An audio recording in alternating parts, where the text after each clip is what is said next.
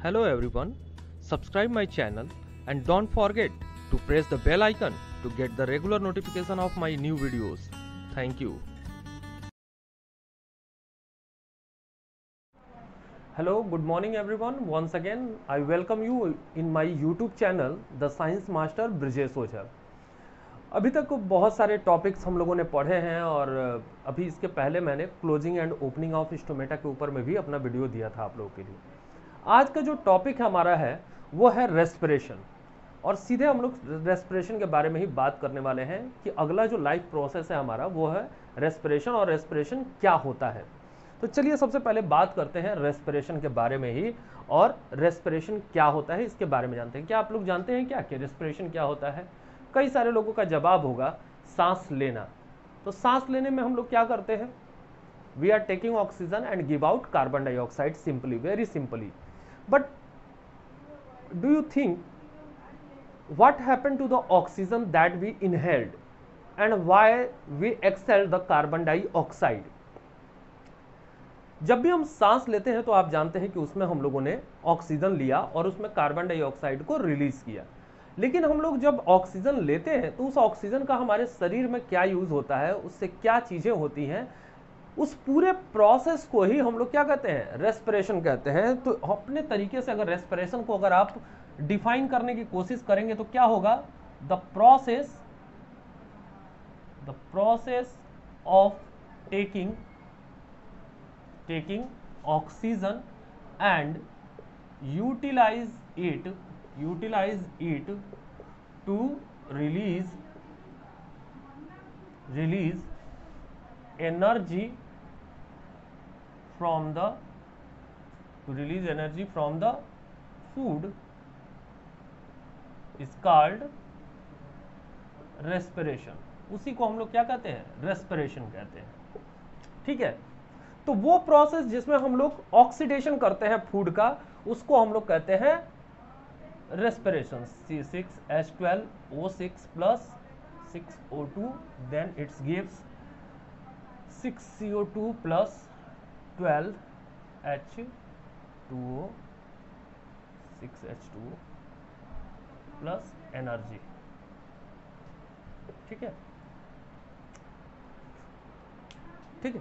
तो इस तरीके से यहाँ पे हम लोगों ने देखा कि फूड का ऑक्सीडेशन होगा, क्योंकि जानते ही हैं कि ऑक्सीडेशन का जो प्रोसेस होता है वो बिना ऑक्सीजन के कंप्लीट नहीं होगा। तो यहाँ पे जब फूड का ऑक्सीडेशन होता है और उसके लिए ऑक्सीजन की जरूरत है, तो ऑक्सीजन हमें कब मिलता है? रेस्पिरेशन के प्रोसेस में मिलता है, और उसी ऑक्सीजन से ही क्या होता है? फूड का ऑक्सीडेशन होता है, जिससे कार्बन डाइऑक्साइड, वाटर और एनर्जी मिलती है। ये जो कार्बन डाइऑक्साइड है वो एक्सहेलेशन के प्रोसेस में हमारे बॉडी से बाहर निकाल दिया जाता है। रेस्पिरेशन की जब बात करते हैं तो हमारे पास में दो तरीके के ऑर्गेनिजम्स मिलते हैं। एक को कहते हैं एरोबिक ऑर्गेनिजम्स और एक को कहते हैं एनएरोबिक ऑर्गेनिज्म। क्या कहते हैं? एक को कहते हैं एरोबिक और एक को कहते हैं एनएरोबिक। एरोबिक का मतलब होता है that respired in presence of oxygen, जिनका रेस्पिरेशन किस में होता है? ऑक्सीजन के प्रेजेंस में होता है। And those respired in absence of oxygen. जो रेस्पिरेशन अपना ऑक्सीजन के अब्सेंस में करते हैं उनको हम लोग क्या कहते हैं? एनारोबिक ऑर्गेनिजम्स कहते हैं। बहुत सारे एनारोबिक बैक्टीरियम के बारे में आपने सुना होगा। एनारोबिक बैक्टीरिया है। फर्मेंटेशन का जो प्रोसेस है, fermentation is a process perform by the east. तो ईस्ट जो है अपना रेस्पिरेशन जो करता है वो एनारोबिक रेस्पिरेशन करता है, यानी बिना ऑक्सीजन के उसके अंदर में रेस्पिरेशन देखने को मिलता है। उस प्रोसेस को कहते हैं फर्मेंटेशन, जिसमें वो शुगर को किस में कन्वर्ट कर देता है? अल्कोहल में कन्वर्ट कर देता है। यहाँ पे एरोबिक सारे ऑर्गेनिज्म, जितने भी लिविंग ऑर्गेनिज्म है, most of them are aerobes, और एरोबिक रेस्पिरेशन को फॉलो करने वाले होते हैं। एक सिंपल अमीबा से अगर बात करें और हमारे तक की अगर बात करें तो वो सारे के सारे ऑर्गेनिजम्स कैसे होते हैं? वो सभी के सभी एरोबिक रेस्पिरेशन को परफॉर्म करते हैं। चलिए, तो यहाँ पे अगर हम लोग थोड़ी सी बात करेंगे कि जो रेस्पिरेशन का प्रोसेस है हमारा एरोबिक रेस्पिरेशन और एनएरोबिक रेस्पिरेशन, उसमें ग्लूकोज किस तरीके से टूटता है और उससे किस तरीके के अलग अलग तरीके के कौन कौन से बाई प्रोडक्ट जो हैं वो प्रोड्यूस होते हैं। तो लेट्स सी।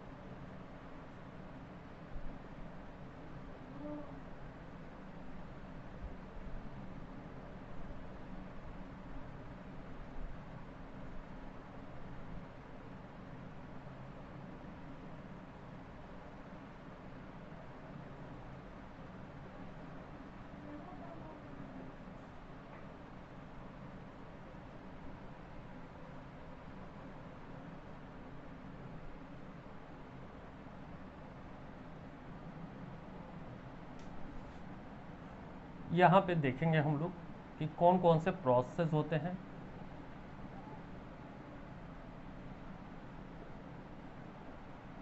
क्या क्या चीज़ें बनती है। चलिए, ये एक चार्ट है और ये चार्ट जो है अक्सर एग्जाम्स में पूछा जाता है, कई बार लेबल करने के लिए देता है, कोई कोई पॉइंट्स इसमें से उड़ा देता है, और कई बार मैंने देखे 3 नंबर के क्वेश्चन के लिए 5-6 जगह इसमें ब्लैंक छोड़ दिए जाते हैं, और हाफ मार्क्स के क्वेश्चंस के लिए भी ये चार्ट बहुत ज़रूरी है।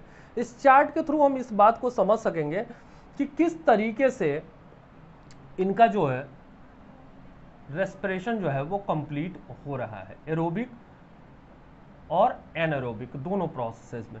तो ग्लूकोज का एक मॉलिक्यूल जब ऑक्सीजन के साथ में ऑक्सीडेशन के प्रोसेस में जाता है तो एक मॉलिक्यूल टूट करके पायरुविक एसिड, एक इंटरमीडिएट कंपाउंड है, उसमें टूटता है, तो पायरुविक एसिड के 2 मॉलिक्यूल बनते हैं। क्यों बनते हैं? क्योंकि ग्लूकोज एक 6 कार्बन कंपाउंड है। आप लोग ग्लूकोज का फॉर्मूला अभी मैंने लिखा हुआ था C6H12, तो 6 का मतलब क्या होता है? ये 6 कार्बन कंपाउंड है, इसमें 6 कार्बन होते हैं, और pyruvic acid is a 3 carbon compound. तो 6 वाले अगर टूटेंगे तो कितने 3 कार्बन वाले कंपाउंड बनाएंगे? 2 कंपाउंड बनाएंगे। तो पायरुविक एसिड के 2 मॉलिक्यूल्स यहाँ पे बनते हैं, उससे एनर्जी रिलीज होती है, थोड़ी सी, बहुत कम मात्रा में एनर्जी रिलीज होती है।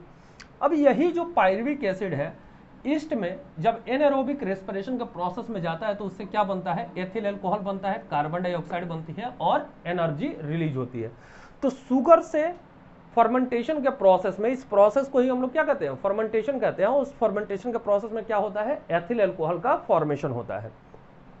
दूसरी तरफ यही पायरुविक एसिड जो है मसल्स में, हमारे जो हमारे बॉडी के मसल्स हैं उनमें एनारोबिक रेस्पिरेशन के प्रोसेस में क्या करता है? लैक्टिक एसिड और एनर्जी बनाता है। अभी आप लोगों के मन में एक ऐसा विचार आ रहा होगा ना, ऐसे क्वेश्चंस मन में उठ रहे होंगे कि अभी तो मैंने कहा कि हम सभी लोग एरोबिक रेस्पिरेशन करते हैं, तो फिर यहाँ पे एनारोबिक का नाम कैसे आ गया? कई बार ऐसा होता है, आप लोगों ने महसूस किया होगा कि जब भी आप कोई फिजिकल वर्कआउट बहुत ज़्यादा करते हैं, खेलते हैं धूप में बहुत ज़्यादा, अगर शरीर के अंदर में पानी की कमी होती है तो उस पानी की कमी की वजह से आपके शरीर में कुछ हिस्सों में, जैसे पैर वगैरह में क्या होने लगती है? ऐंठन होने लगती है, क्रैम्प्स आने लगते हैं। वो क्रैम्प्स आने का कारण क्या है? कि आपकी बॉडी को जितनी ऑक्सीजन की जरूरत है रेस्पिरेट करने के लिए, एनर्जी प्रोड्यूस करने के लिए, उतनी ऑक्सीजन आपको मिल नहीं पाती है। तो जब उतनी ऑक्सीजन नहीं मिल पाती है तो आखिर मसल्स को अपनी एनर्जी की जरूरत को पूरा करना है ना, तो उस एनर्जी की जरूरत को पूरा करने के लिए वो क्या करते हैं, एनारोबिक रेस्पिरेशन करने लगते हैं। इस प्रोसेस में वो बहुत ज्यादा एनर्जी तो नहीं प्रोड्यूस कर पाते, लेकिन एक पॉइजनस सब्सटेंस प्रोड्यूस कर देते हैं जिसको हम लोग कहते हैं लैक्टिक एसिड। ये लैक्टिक एसिड हमारे मसल्स के लिए कैसा है, एक पॉइजन की तरह है, और ये लैक्टिक एसिड जब प्रोड्यूस होता है तो उसी की वजह से हमारे मसल्स में क्या होते हैं, कॉजेज द क्रैम्प्स। तो lactic acid produce during the anaerobic respiration in our muscles produce the cramps in our body. उसकी वजह से हमारे शरीर के हिस्सों में क्या होते हैं, क्रैम्प्स आते हैं। और इस प्रोसेस में क्या होता है, बहुत कम मात्रा में एनर्जी बनती है, वो एनर्जी किसी काम की नहीं होती है। लेकिन इसका डीमेरिट क्या है कि इसमें लैक्टिक एसिड प्रोड्यूस हो जाता है। तो लैक्टिक एसिड के होने की वजह से ही हमारे मसल्स में क्या पड़ता है, क्रैम्प्स पड़ते हैं। अब यहीं से अगर हम बात करें कि जब ऑक्सीजन की सप्लाई मेंटेन होती है तो ये लैक्टिक एसिड जो है वो कार्बन डाइऑक्साइड वाटर में कन्वर्ट हो जाते हैं और उससे एनर्जी बन जाती है। ठीक है, तो ये आगे की बात है। उसी तरीके से जब एरोबिक रेस्पिरेशन होता है तो एरोबिक रेस्पिरेशन का जो सेंटर है, the centre of the aerobic respiration is mitochondria. तो उस माइटोकॉन्ड्रिया के अंदर में क्या होता है, एरोबिक रेस्पिरेशन के प्रोसेस में ये जो पायरुविक एसिड है ये सीधे किस में टूटता है, कार्बन डाइऑक्साइड में, वाटर में और एनर्जी में। तो एनर्जी किस रूप में मिलती है हमको, लार्ज अमाउंट ऑफ एनर्जी मिलती है, and energy present in the form of the ATP. ATP के रूप में हमें एनर्जी मिलती है। एटीपी का फुल फॉर्म पता ही होगा आप लोगों को, एडिनोसिन ट्राइफॉस्फेट। तो इस एडिनोसिन ट्राइफॉस्फेट के रूप में हमें बहुत ज्यादा एनर्जी मिल जाती है। तो कार्बन डाइऑक्साइड, वाटर और एनर्जी का फॉर्मेशन यहाँ पे हो जाता है माइटोकॉन्ड्रिया में, और ये प्रोसेस जो है हमारा एरोबिक प्रोसेस है। तो ये पूरा का पूरा चार्ट अगर आप याद कर लेंगे तो एग्जाम टाइम में आपको कहीं से भी इसमें से रिलेटेड कोई भी क्वेश्चंस आएंगे तो इजीली आप उसको सॉल्व कर पाएंगे। ठीक है, तो ये हमारा एरोबिक और एनारोबिक रेस्पिरेशन के प्रोसेसेस के बारे में। आगे हम लोग जानते हैं इसमें कि जो अलग अलग ऑर्गेनिजम्स हैं उनमें किस तरीके से रेस्पिरेशन के प्रोसेस को परफॉर्म किया जाता है। अलग अलग जो ऑर्गेनिज्म है, जैसा सिंपल ऑर्गेनिज्म है तो उनमें सिंपल डिफ्यूजन के प्रोसेस में होता है। कुछ ऑर्गेनिज्म ऐसे हैं जिनमें टिश्यू लेवल के ऑर्गेनाइजेशन पाए जाते हैं, तो उनके अंदर में कौन से स्ट्रक्चर है जो रेस्पिरेशन में मदद करते हैं। तो उन सब के बारे में हम लोग जानेंगे वन बाय वन करके, और देखेंगे कि अलग अलग तरीके के ऑर्गेनिज्म के अंदर में गैसियस एक्सचेंजेस किस तरीके से होते हैं। तो now move to our next topic. ठीक है, पॉज करो। चलिए आगे हम लोग बढ़ते हैं और देखते हैं यहाँ पे gaseous exchange in different organism. अलग अलग तरीके के जो हमारे एनिमल्स हैं उनमें किस तरीके के गैसियस एक्सचेंजेस होते हैं। सबसे पहले हम लोग देखते हैं अमीबा में। अमीबा के बारे में आप क्या जानते हैं, amoeba is a unicellular organism, so they do not have any organ like structure in their body to perform the respiration, so they can perform the respiration by the process of diffusion। Amoeba के अंदर में जो respiration का process है वो कैसे perform करते हैं, ये सिंपल डिफ्यूजन के प्रोसेस में करते हैं। अमीबा एक यूनिसेलुलर ऑर्गेनिज्म है। सभी एनिमल के जो शरीर होते हैं हम सभी जानते हैं कि उनका शरीर जो है वो प्लाज्मा लेमा या प्लाज्मा मेम्ब्रेन से घिरा होता है, जो कि एक सेमी परमेबल मेम्ब्रेन है। तो amoeba mostly found in the water, so the water start moving inside the body of amoeba through the process of the endosmosis. That water the content is regulated by the contractile vacuole present inside the body of amoeba। Amoeba के शरीर में एक contractile vacuole होता है जो osmo regulation या water balance का काम करता है अमीबा के शरीर में। अब ये जब पानी शरीर के अंदर जाता है तो वो पानी केवल पानी नहीं होता है, उसके साथ में ऑक्सीजन भी होता है, उसके साथ में फूड भी होते हैं कई बार। ठीक है, ऐसे तो अमीबा अपने तरीके से अलग तरीके से फूड को कैप्चर करता है, but mainly the oxygen along with the water goes inside the body. शरीर के अंदर में वो पानी के साथ में ऑक्सीजन जो है पहुंच जाता है। वहां पे जब ऑक्सीजन पहुंचता है तो शरीर के जो अलग अलग काम है, जहाँ पे एनर्जी रिलीज करने का काम है वो ऑक्सीजन की मदद से किया जाता है, और फिर जो शरीर का एक्स्ट्रा पानी है वो शरीर के बाहर निकाल दिया जाता है। तो जब शरीर के बाहर पानी निकाला जाता है तो उस पानी के साथ में मौजूद कार्बन डाइऑक्साइड भी क्या होता है, सीधे सीधे बाहर निकाल दिया जाता है। तो शरीर के अंदर बनने वाला कार्बन डाइऑक्साइड जो कि एक बाई प्रोडक्ट के रूप में होता है, उसे भी डिफ्यूजन के प्रोसेस में शरीर के बाहर निकाल दिया जाता है। तो अमीबा डिफ्यूजन के प्रोसेस में ही अपने सराउंडिंग से ऑक्सीजन एब्जॉर्ब करता है और उसी डिफ्यूजन के प्रोसेस में ही कार्बन डाइऑक्साइड को रिलीज कर देता है। बिकॉज इसका कारण क्या है, क्योंकि उनके पास कोई ऑर्गन, स्पेशल कोई ऑर्गन नहीं है जो कि रेस्पिरेशन के प्रोसेस को परफॉर्म कर सके। ठीक है। दूसरा हमारा है स्किन रेस्पिरेशन, यानी जो स्किन रेस्पिरेशन में मदद करते हैं उनको हम लोग कहते हैं स्किन रेस्पिरेशन के प्रोसेस में। इसको हम लोग क्यूटेनियस रेस्पिरेशन के नाम से भी जानते हैं। क्यूटेनियस रेस्पिरेशन किस में मिलता है? हमारे अर्थवर्म या एम्फीबियंस जैसे कि फ्रॉग है उनके अंदर में पाया जाता है। यहाँ पे आप देख रहे हो एक डायग्राम मैंने बनाया हुआ है। ये जो डायग्राम आप देख रहे हो ये ब्लड कैपिलरीज है। ये क्या है? ये हमारी ब्लड कैपिलरीज है जो कि शरीर के स्किन के नीचे मौजूद है, ब्लड कैपिलरीज। ये स्किन की लेयर है, ये स्किन है, और स्किन के ऊपर में जो भी ऑर्गेनिज्म होते हैं, अगर आपने अर्थवर्म देखा होगा तो उसका शरीर आपने देखा होगा हमेशा चमकता रहता है, उसके ऊपर में शाइनिंग होती है। तो शाइनिंग क्यों होती है? क्योंकि उसके शरीर के ऊपर में म्यूकस की एक लेयर मिलती है। अब इस म्यूकस की लेयर की वजह से उसका शरीर जो है चमकता रहता है।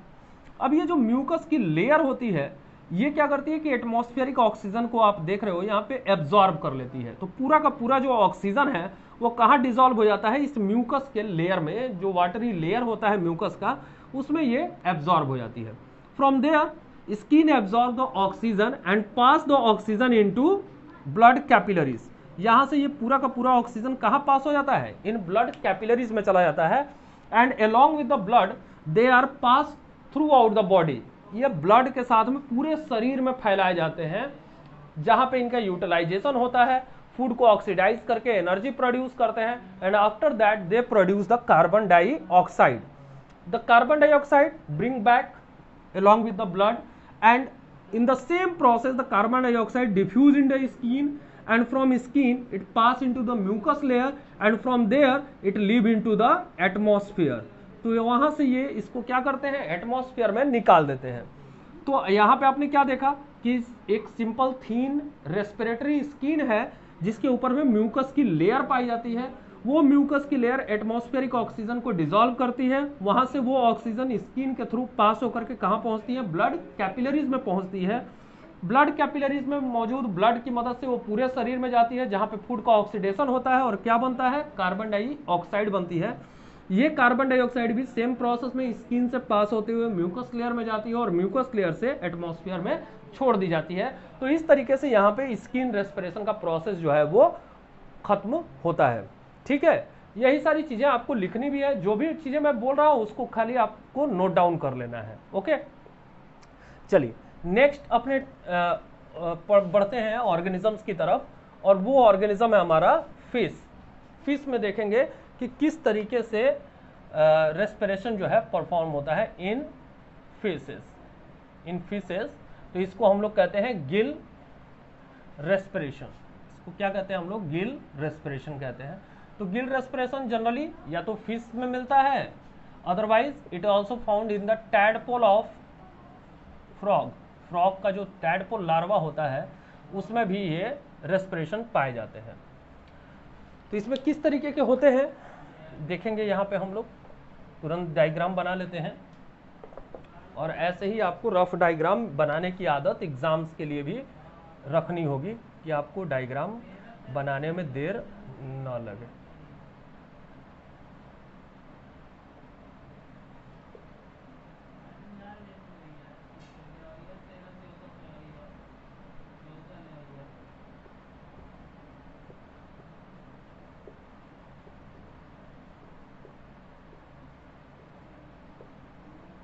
ठीक है, ये फिश है, ये वाटर सराउंडिंग में इसके है, पानी मौजूद है। ये इसका गिल है।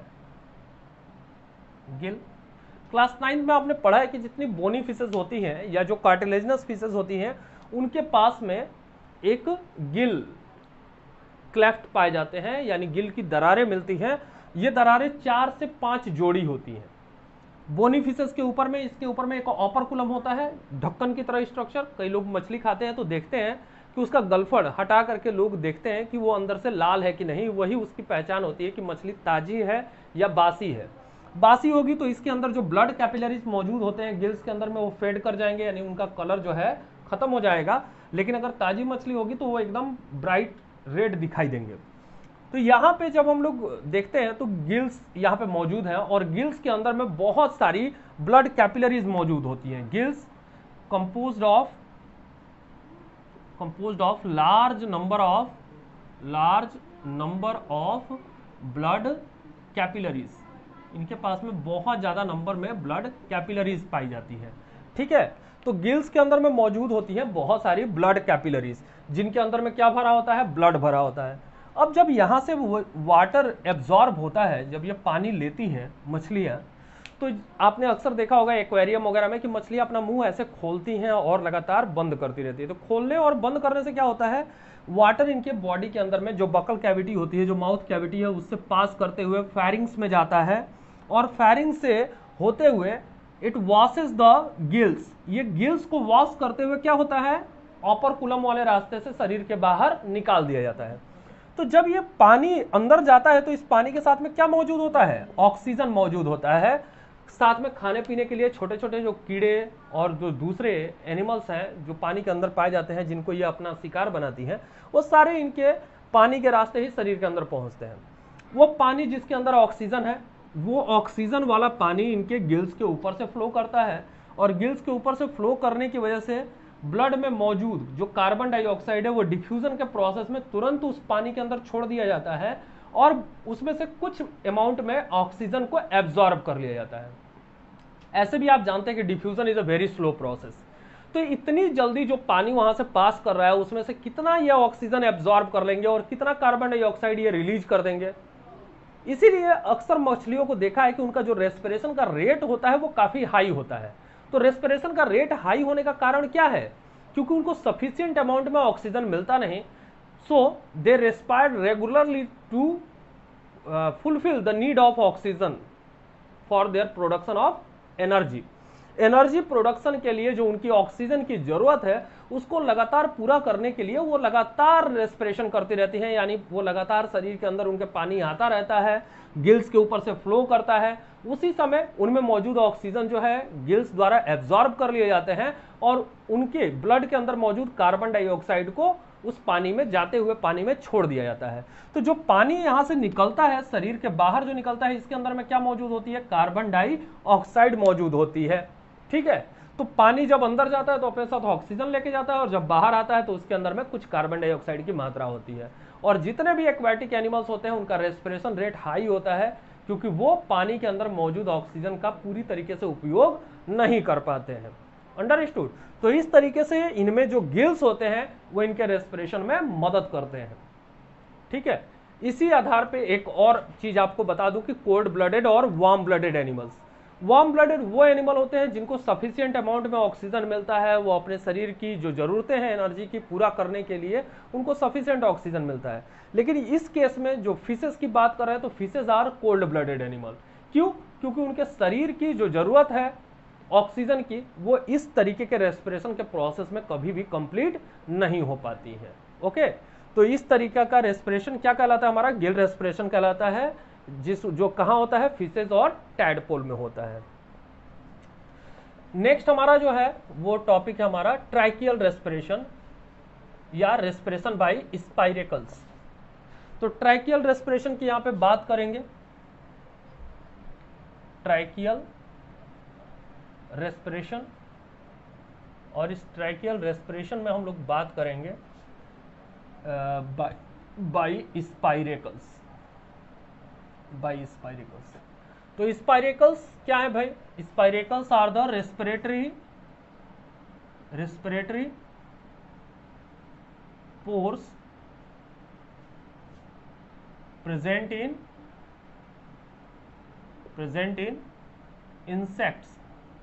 इंसेक्ट्स के अंदर में जो रेस्पिरेटरी पोर प्रेजेंट होते हैं शरीर के ऊपर में, उनको हम लोग क्या कहते हैं?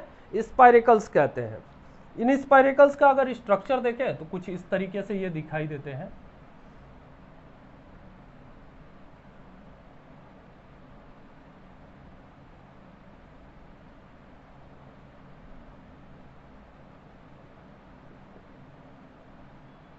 स्पाइरेकल्स, ये है ट्रैकिया, एयर पैसेज ट्रैकिया, या इसको हम लोग क्या कहते हैं? Air tube. This trachea is further divided into large number of thin structures known as the tracheoles। इनको हम लोग क्या कहते हैं? लार्ज नंबर के ट्रैक्यूल्स में ये विभाजित होते हैं।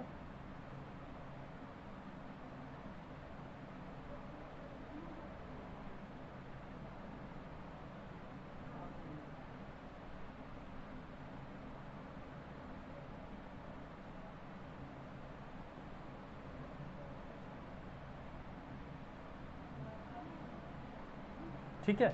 अब ये जो है इनको हम लोग कहते हैं ट्रैकियोल्स। क्या कहते हैं इनको? ट्रैकियोल्स कहते हैं। These are known as the tracheoles. ये ट्रैकिया, ये ट्रैकियोल्स। ये जो स्पाइरेकल्स होते हैं they are mainly found in the cockroaches,